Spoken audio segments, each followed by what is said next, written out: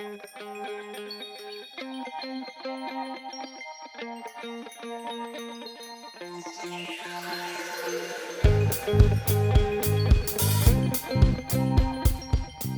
I'd like to introduce some of the DigiTwin development work that we've been doing at the City of Tampere in Finland. I'll show you some examples and guide you through a bit of our development process, and then we have time for questions and discussion at the end. So this is our digital twins for urban futures, accelerating safe, sustainable, and inclusive community engagement practices. And this project is led by our city development manager and head of project, Dr. Anina Auturo, and I'm working in her team as a specialist. Just check it, there we go, yep. So our project here within the WeGenerate project is focused on human-centric urban design. Tampere has a wider context of developing digital tools for social innovation and being a smart city across these last years. And I'll show you a little bit more about that soon. So the need for digitalization and increasing resident engagement within the urban spaces of the city has been identified. Our team has the larger overarching goals of increasing safety, resilience, and well-being for the residents. And the purpose of this is to increase accessibility, inclusivity, and usability and attractiveness of the public spaces. So our Horizon Europe WeGenerate project its core focus, our demo area, is human-centric walkability.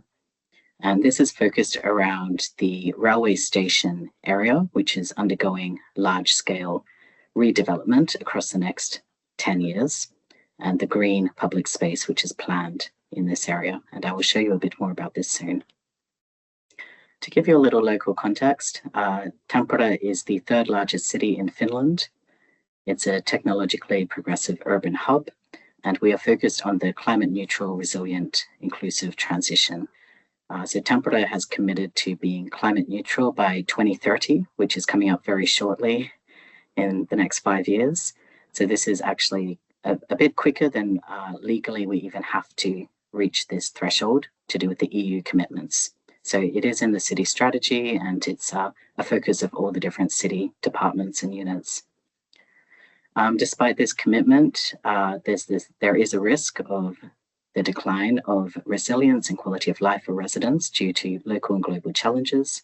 This includes inflation and cost of living, rising unemployment, climate change effects, and of course, regional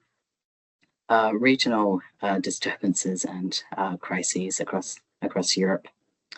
So a key need has been identified to orchestrate this combined digital and green transformation. This is to provide new solutions for resident safety, resilience, and well-being, and improvement in quality of life. So I'd like to show you briefly here a little bit of the background of the smart city development. So that's been occurring in Tampere since the late 1990s. And across these decades, the city has served as a living lab and a testbed for smart city innovations. So this operates through really close collaboration with the local businesses, with the university partners, with research institutes, and with the residents and citizens. So this is a co-creative process that is systematic and strategic and forward-looking. I can show you here a little bit of the approach that we're guiding Tampere to become a safe, smooth, resilient, green, and inspiring city, livable city for the residents. And this is including the different stakeholders of citizens, city planners, culture experts, businesses, the education and sport institutes. So for our WeGenerate project, we're focused on the Walkable Smart City initiative, and this is aiming to be safe, smooth, and resilient, creating the public spaces to be safe, smooth, and resilient for the residents. Another part of the Tampere approach is developing the city centre as a cohesive whole. So here you can see our WeGenerate demo areas. There's the Tampere deck area in the centre here. We have the Nokia Arena and the current railway station, and this is the area that will be developed across the coming years with a deck built above. So connecting the railway station all the way to the Nokia Arena where the large sports and cultural events are held, and music events, for instance. And we also have here the central square and the culture district. So for our team, an urban resilience approach is vital. And this is looking at connecting the green digital transition goals with resident well-being and social engagement. To achieve this, we have identified that a strong political commitment is needed with a forward-looking big picture vision of sustainable participatory practices. We need to nurture a high level of social trust with the residents, and we need to embed new social and technological innovations and tools very quickly into the existing city operations and policy. One of the important aspects to achieve this is a co-learning approach with other cities, so city to city learning, country to country learning, like we're doing right now, and developing local participatory strategies with the residents to really closely involve the residents in the development of the city. To give you a little bit of insight into our perspective on digital tools and urban planning, we recognize the rapidly growing trend of AI and digital tools across cities. And there's many benefits here. So we're using digital tools in Tampere to enhance urban planning, such as through visualizing plans for the residents and non-experts, comparing different options and different alternative futures, gathering feedback and data on the suggested plans, addressing challenges, simulating complex phenomena in understandable ways, and also gaining data-driven foresight. So there's many benefits here, as you can see, such as enhancing the urban safety and security, increasing resident participation in the transformation of the city, supporting the resilience of the community, and visualizing different options for climate change mitigation. So we're aiming here that as we develop the Tampere metaverse and cityverse, that the residents' experience of the physical and digital spaces will be seamlessly merged. And this aims to amplify their voices and their insights to gather data and to support sustainable urban planning, and also to increase the convenience of everyday life and the seamless experience for residents of living in Tampere. And one element which is really crucial here is socially inclusive practices. So listening to the residents, including different vulnerable social groups, such as youth, elderly, minority groups, those living with disabilities, and making sure that their voices are a part of the design and the development of the city, so that the accessibility needs are also met. So here we have some images from our previous projects and workshops where different digital tools have been used with residents in Tampere to increase the data gathering and the inclusivity through these projects. I'd like to show you more about the current one. So this is our DigiTwin for participatory urban planning. This is our main WeGenerate action for our Horizon Europe WeGenerate project. So here for WeGenerate, we have our human-centric walkability goal. And this has been developed in collaboration with a private tech company, Citywise. So we've been collaborating weekly and bi-weekly with Citywise across this last year. And this is to develop a digital twin of the city's inner railway station area. And it's to visualize the upcoming future development between the railway station and the Nokia Arena. So the large deck that will stretch between these areas across the city blocks, and there will be green parks, there will be residential buildings, business buildings, business areas, and commercial areas built on top. And this will be a new public space for the residents. So the service provider had the tasks of modeling the digital twin for the central area from a pedestrian's perspective, testing and assisting us with using the digital twin in the beginning, and making sure that sustainability and community perspectives will be incorporated into it. You can see a couple of images on the right-hand side here of the DigiTwin, and I'll show you more shortly. So along with the digital and technical requirements, we have to consider the ethical aspects of urban planning. So as we have made this DigiTwin, we need to make sure that we're using socially just practices that support different vulnerable social groups, such as the youth, elderly, minority groups, those living with disabilities. We've approached it with a perspective that everyone is welcome to participate in the city's transformation. We want to hear from everybody's voices and everybody's different needs and perspectives. We're also following EU ethical guidelines when we're interacting with the residents and collecting data from these different groups. So a little more about our DigiTwin. As I mentioned, it's been developed with Citywise, a Finnish company. It's based on Unity game engine technology. And the aim here is to empower the residents to visualize the upcoming future of their city, and importantly, to involve them early on in the planning process. So rather than right at the end getting a little bit of feedback about the plans, we're really doing it very early before the building has actually begun. So this is to simulate the upcoming future of the city and to support urban engagement and climate-friendly practices to allow us to increase the walkability of the area.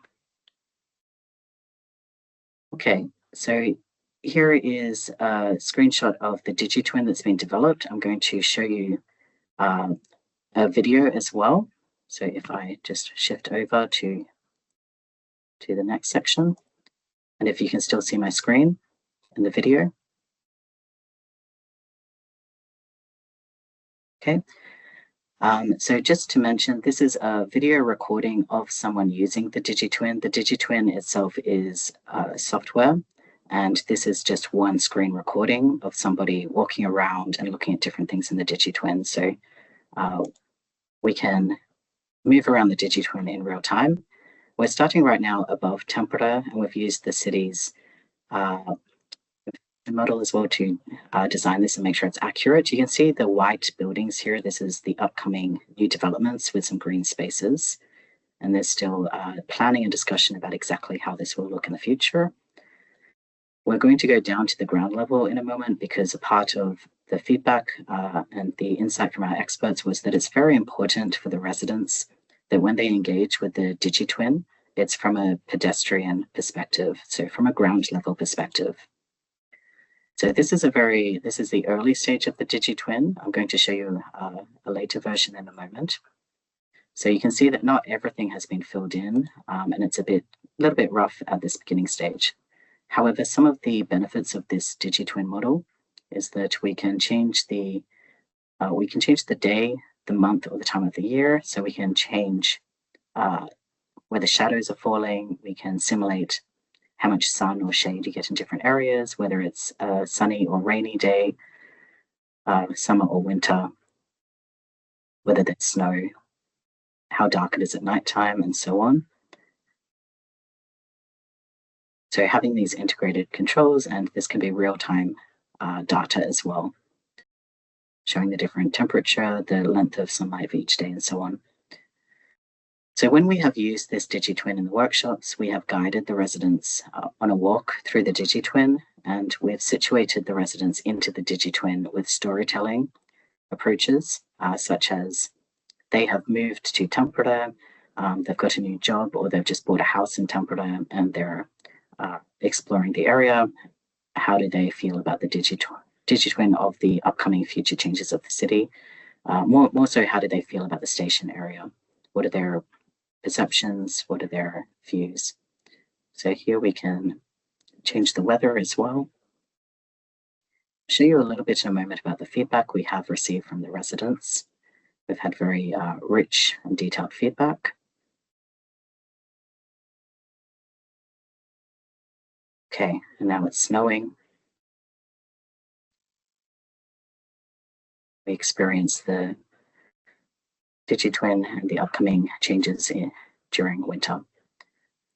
Okay, so I'd like to show you the newer version. So that was an earlier version. So we'll continue here.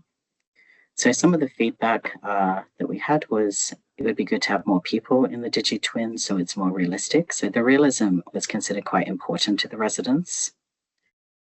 So now we have more people. And this one I will skip ahead a little bit because it's a little slow in the beginning. And from our experts we've been collaborating with as well, tech experts and DigiTwin experts, we've also found that we need to make the ground more realistic to assist the residents in understanding the scale of the area. So the pavement here was considered quite important. This one is loading a little bit slower, possibly because I'm sharing the screen right now.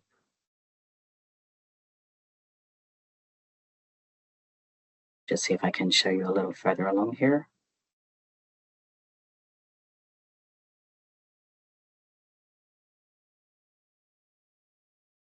Okay, all right, perhaps we just do it small like this just for, just briefly, I can show you a little. So we've got people, we've got more greenery and trees. The pavement has been made more realistic.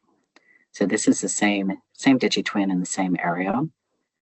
And this is another video recording of the DigiTwin. So one of the times it has been used, and we've walked around through the different areas here.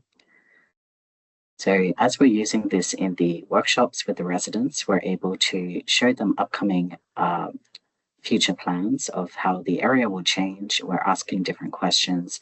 We're using storytelling approaches to situate the residents into the DigiTwin area.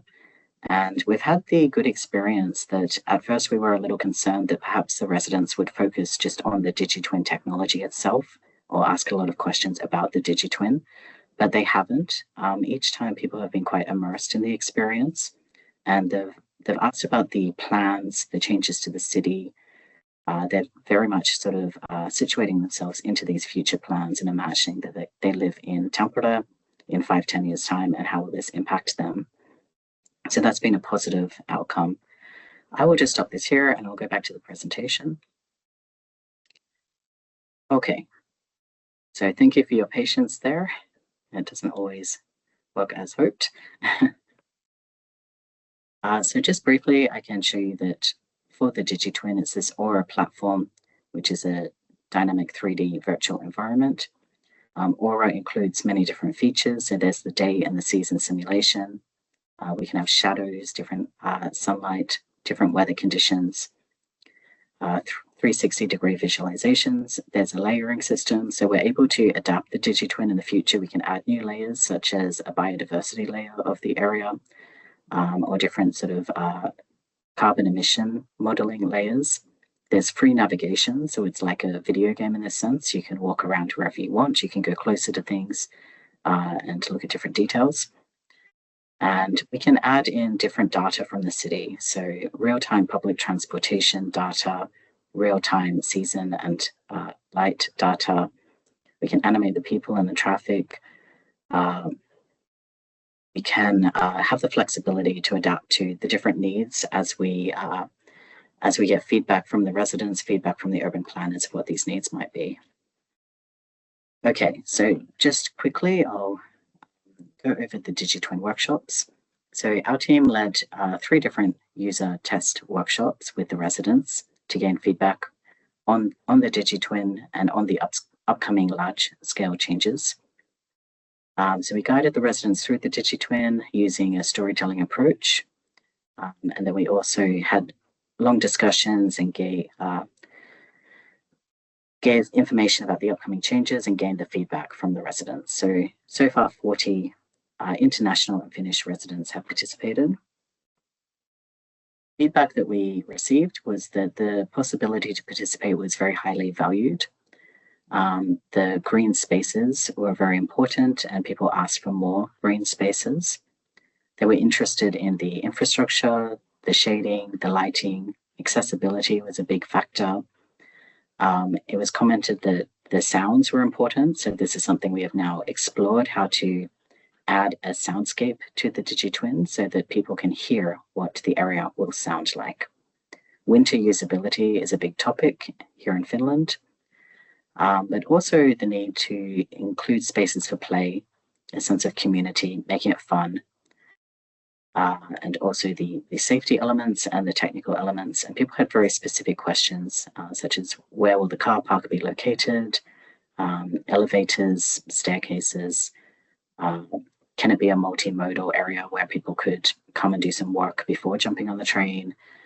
Will the spaces be large enough that people would want to bring their kids? Will it feel safe? Are there multiple exit points that at nighttime people feel safe and they don't feel vulnerable if they're in this area at night? So people definitely engage very deeply. And we had the great feedback that the participants found value in the process. They felt empowered getting the chance to participate early on in the city's planning processes. It orientated their thoughts to the future. It opened up their imagination of what could be, what the future could look like without limitations. And that they felt closer to the decision-making processes of the city. So we have considered this a very, very successful and highly successful approach to engaging the residents in the city's urban planning development and with our WeGenerate demo development. And we have here that overall, there was a strong desire to co-create the urban spaces. Participants and residents are looking for accessible, green, and engaging spaces that are suitable for people of all ages and capabilities in all seasons. And the points raised by the residents included the importance of practical and playful aspects of these new urban designs to make sure that the spaces are functional and also enjoyable and sustainable. We have a lovely quote here that it's crucial for different groups of people to get a chance to participate in building their future, and that so many things can be designed to increase the health and resilience of communities.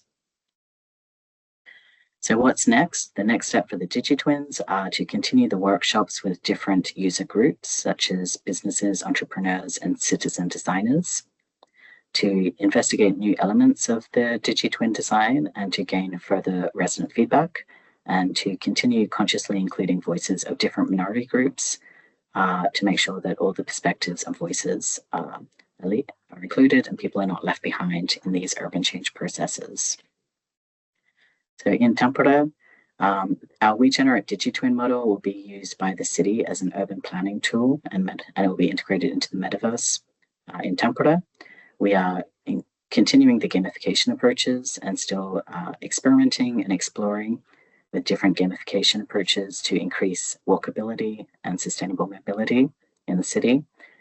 We're continuing with the resident engagement and co-creation approaches as we found that very successful. So including the residents in the urban decision-making, and we're going towards the aims of a green, digital, socially inclusive city, and it supports the safety, resilience, and well-being of the residents. So thank you very much for listening. We have one more quote here from a participant. When you have a chance to build your future, and it doesn't seem like something mysterious that happens from faraway decision makers, you feel empowered. So this is how we're moving forward now. And thank you for listening. And if we have still have a moment, then we can have questions or comments as well.